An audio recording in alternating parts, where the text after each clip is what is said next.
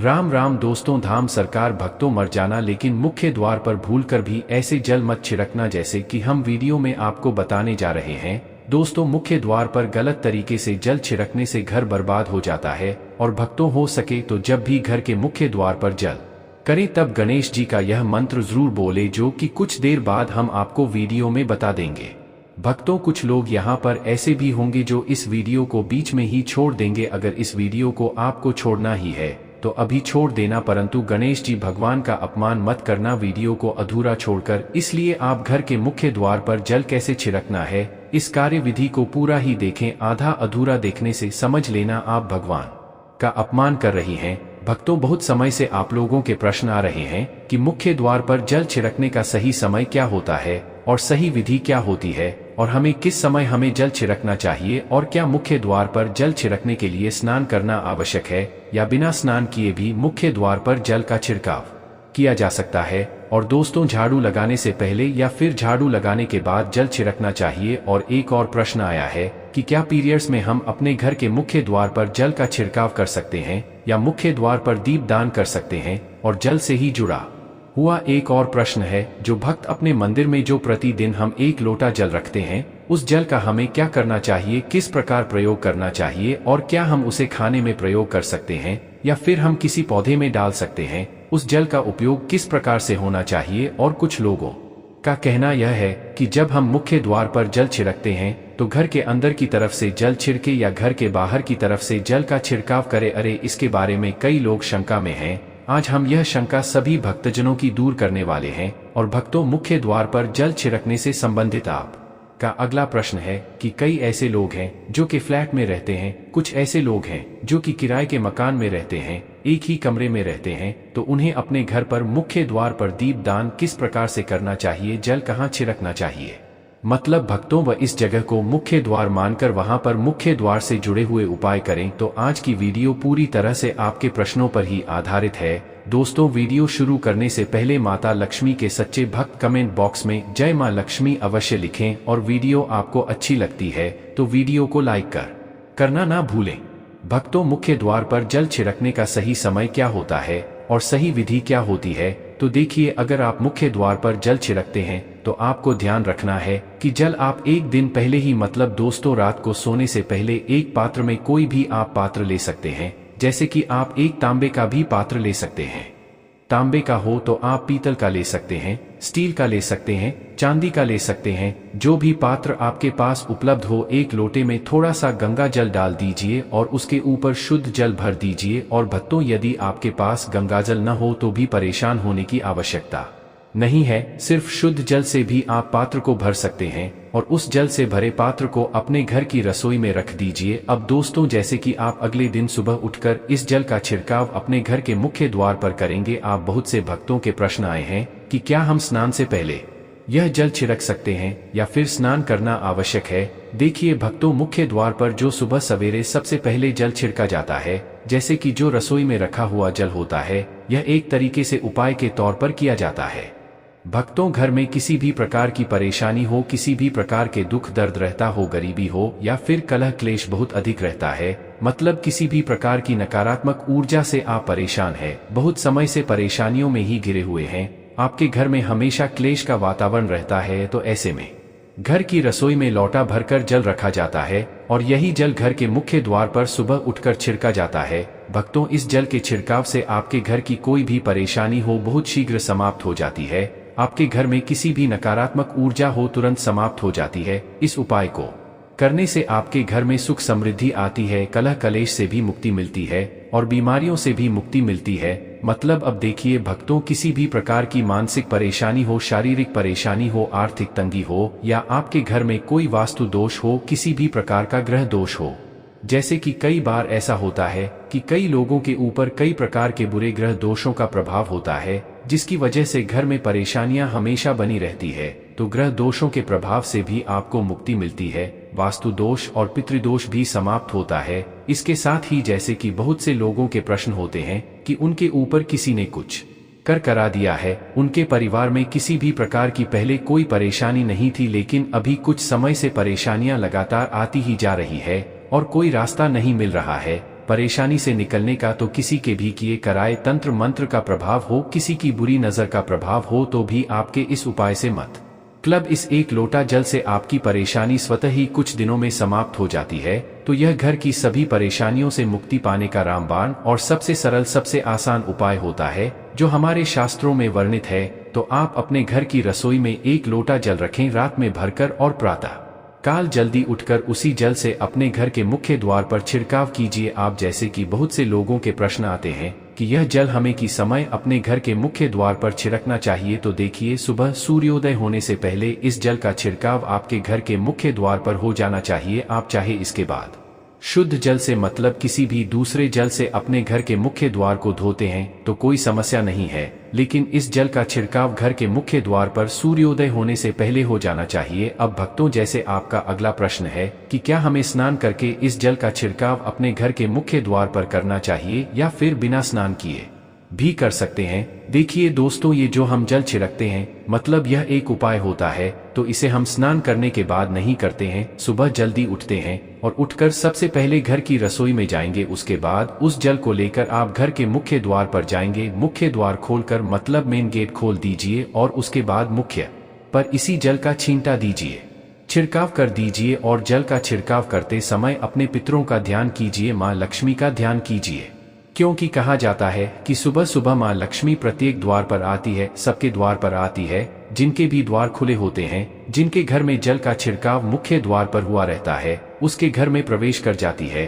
तो माँ लक्ष्मी का अपने मन में ध्यान कीजिए और एक तरह से प्रार्थना कीजिए कि है माँ लक्ष्मी, आप मेरे घर में प्रवेश करें, मैं आपका स्वागत करने के लिए तैयार हूं। और इसके बाद अपने पितरों का ध्यान कीजिए, क्योंकि हमारे घर की दहलीज होती है, वहीं पर पितरों का वास माना जाता है। तो जब आप दहलीज पर जल के छींटे देते हैं तो आपके पितरी बहुत प्रसन्न हो जाते हैं और उनका आशीर्वाद भी आपको प्राप्त होता है। तो जो आप जल छिड़के, इसके लिए स्नान करने की आवश्यकता नहीं है, बिना स्नान किए भी कर सकते हैं। दोस्तों, वीडियो में आगे बढ़ने से पहले आपसे छोटा सा निवेदन है कि कमेंट बॉक्स में जय माँ लक्ष्मी अवश्य लिखें। महालक्ष्मी जी, जो भी भक्त इस वीडियो को देख रहा है उसके घर में सुख समृद्धि आएगी, उसके घर में कोई भी परेशानी नहीं आए और पूरा परिवार में सुख शांति से अपना जीवन यापन करें। दोस्तों, अगर तुम में से कोई महालक्ष्मी जी को मानता है तो अगर सच में ही भक्त हैं, आप इस वीडियो को लाइक कर नीचे कमेंट बॉक्स में एक बार जय महालक्ष्मी लिख देना, तो उसके मन में जो भी मनोकामना है वह पूरी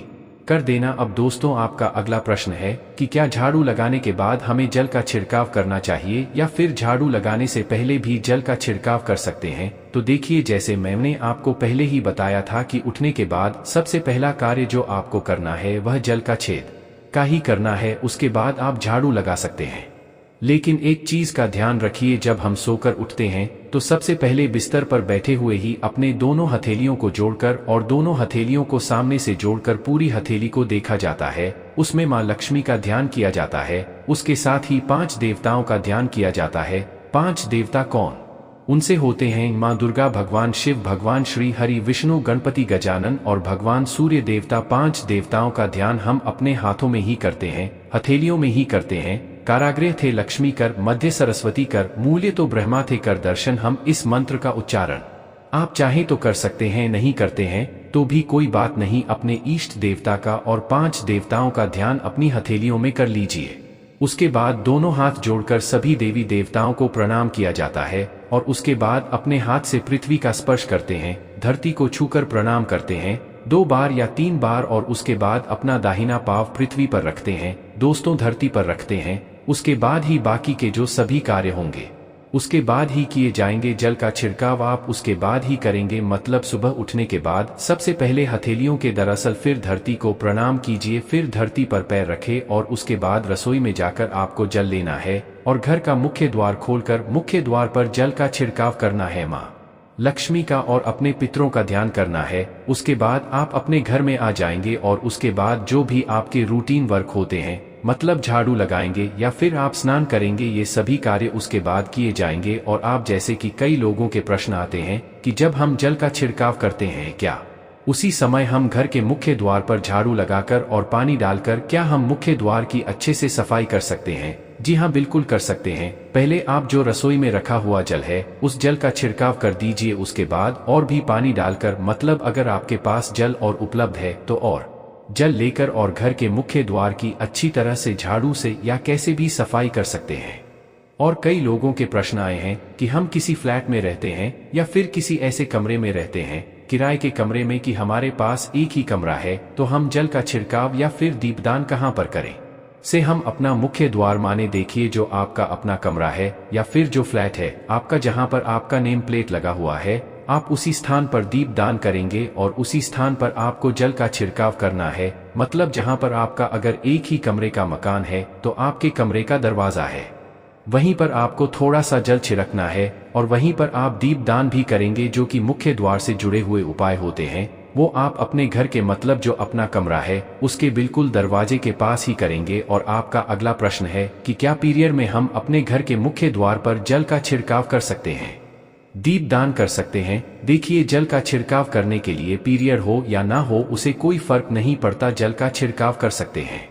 रही बात दीप दान की, तो दीप दान देखिए कार्मिक पूजा में आ जाता है और कार्मिक पूजा हम बिना शुद्ध हुए नहीं कर सकते हैं, मतलब पीरियड समाप्त होने के बाद ही आप कर सकते हैं। दोस्तों, बाकी जल का छिड़काव आप कभी भी कर सकते हैं, पीरियड्स में भी कर सकते हैं, कोई समस्या नहीं है। और भक्तों, अब आपका प्रश्न है कि क्या मंदिर में जो जल रखते हैं क्या वो रखना जरूरी है, और अगर हम रखते हैं तो उस जल का क्या करें। देखिए, मंदिर में जल रखना बहुत आवश्यक है। जल एक ऐसी चीज होती है जिसमें सभी प्रकार की जो एनर्जी होती है जब हो जाती है, तो जो हम पूजा पाठ करते हैं, मंत्रों का जप करते हैं या वहां पर प्रार्थना करते हैं, जो भी हमारे अपने मन की कामना भी कहते हैं भगवान से, तो सभी चीजें उस जल में समाहित हो जाती है। इसलिए पूजा करने से पहले घर के मंदिर में एक लोटा जल रखा जाता है और उसके बाद दीपदान, मतलब एक दीपक प्रज्वलित कर दी जाता है। यह अग्नि और जल का एक तरह से बैलेंस भी हो जाता है और इसलिए शास्त्रों के अनुसार घर के मंदिर में एक लोटा जल भी हमेशा होना चाहिए और दीपक भी प्रज्वलित करना चाहिए।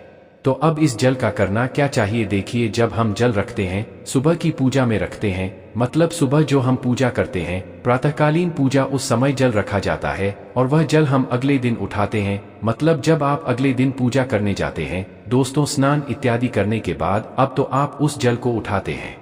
सबसे पहले तो उस जल का प्रयोग सुन लीजिए, आप अपने घर के सारे कमरों में, मतलब पूरे घर में उस जल का छिड़काव करते हैं, तो इससे आपके घर का शुद्धिकरण हो जाता है, क्योंकि वे बहुत ही पॉजिटिव एनर्जी से भरा हुआ जल होता है। उस जल का छिड़काव करने से किसी भी प्रकार की नकारात्मक ऊर्जा का प्रवेश आपके घर में नहीं होता। किसी भी प्रकार की परेशानी आपके घर में हो, अगर आप नियमित तौर पर उस जल का छिड़काव करें अपने घर में, तो निश्चित ही आप परेशानियों से मुक्ति पा जाते हैं।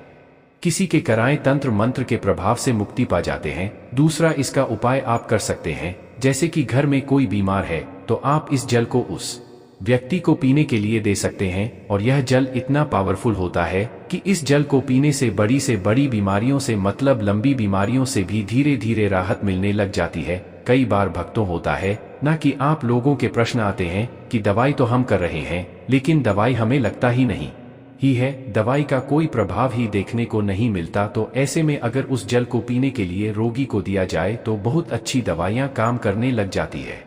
और जैसे कि परिवार में अगर बहुत अधिक कलह क्लेश रहता है, हमेशा आपस में सामंजस्य बनता ही नहीं है, आपस में हर बात पर मतभेद होता है, तो परिवार के सभी सदस्य इस जल में से अगर थोड़ा थोड़ा पीते हैं तो धीरे धीरे विचारों में परिवर्तन आने लग जाता है, सकारात्मक विचार सभी के होश लग जाते हैं और आपस में समन्वय होने लग जाता है। घर से कलह क्लेश और मतभेद हमेशा के लिए समाप्त हो जाता है। और मंदिर में रखे हुए जल का अगला उपाय क्या है। देखिए, अगर आप कोई दुकान करते हैं, कोई व्यापारिक स्थल है आपका, तो प्रतिदिन इसी जल में से थोड़ा सा जल ले जाकर दुकान पर, व्यापारिक स्थल पर छिड़काव कीजिए। इससे आपका दुकान, आपका काम बहुत अच्छा चलता है, मतलब किसी भी प्रकार की परेशानी आपके व्यापारिक स्थल पर नहीं आती है, क्योंकि जैसा मैंने आपको बताया यह जो जल होता है बहुत पावरफुल होता है, बहुत पॉजिटिव होता है। तो इस जल का छिड़काव करने से बहुत सारी परेशानियां स्वतः ही समाप्त हो जाती है। जैसे अगर आपकी दुकान पर किसी की नजर लगी है, बहुत से लोगों के प्रश्न आते हैं कि हमारे काम को किसी ने बांध दिया है, मतलब किसी की बुरी नजर ऐसी लग गई है कि पहले तो दुकान बहुत अच्छी चलती थी अब नहीं चल रही है, तो आप इस उपाय को कर सकते हैं। निश्चित ही बहुत जल्द ही आपको परेशानियों से मुक्ति मिल जाती है और दिन दूनी रात चौगुनी आपके व्यापार में तरक्की होती है। और हाँ, मंदिर में रखे हुए जल को आप अपने घर की रसोई में खाना बनाने में भी, पीने में भी प्रयोग कर सकते हैं। लेकिन भक्तों, खाना बनाने में प्रयोग तभी कीजिए जबकि आपके घर में बिल्कुल सात्विक भोजन बनता हो, मतलब लहसुन प्याज अगर आपके घर में बनता हो तो खाना बनाने में इस जल का प्रयोग नहीं किया जा सकता है।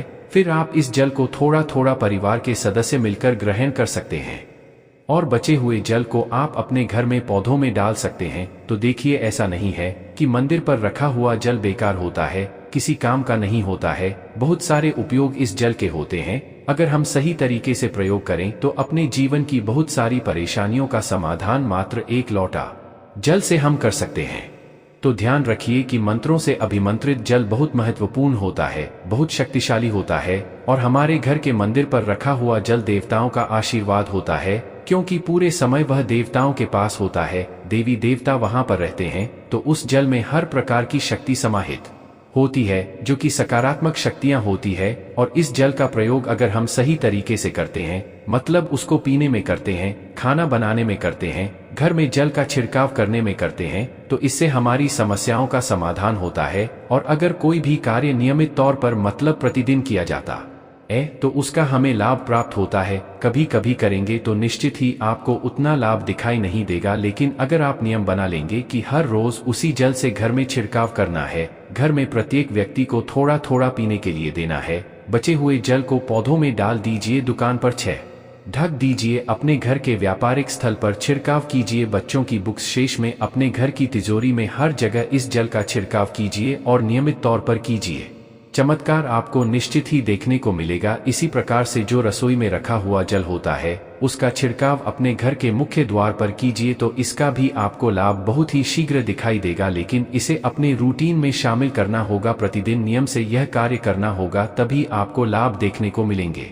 वहाँ कई लोगों के प्रश्न आते हैं कि मंदिर पर जो रखा हुआ जल होता है तो जब हम अगले दिन उठाते हैं तो उसमें कई बार कुछ चीजें पड़ जाती है, कोई कीड़े मकोड़े पड़ जाते हैं, क्योंकि खुला होता है, तो क्या हम उसे ढक सकते हैं? जी हाँ, बिल्कुल ढक सकते हैं। जब आप पूजा करते हैं सुबह के समय में, तो जब तक पूजा कर रहे हैं, जब तक मंत्रोच्चारण कर रहे हैं, तब तक जल खुला रखिए और उसके बाद जैसे कि आप पूजा पर से उठते हैं तो उससे पहले जल को किसी भी प्लेट से या कटोरी से ढक दीजिए। फिर जब आप अगले दिन उस जल को उठाएंगे तो बिल्कुल शुद्ध और साफ सुथरा जल आपको मिलेगा और उस जल का प्रयोग आप अपने किसी भी कार्य में कर सकते हैं।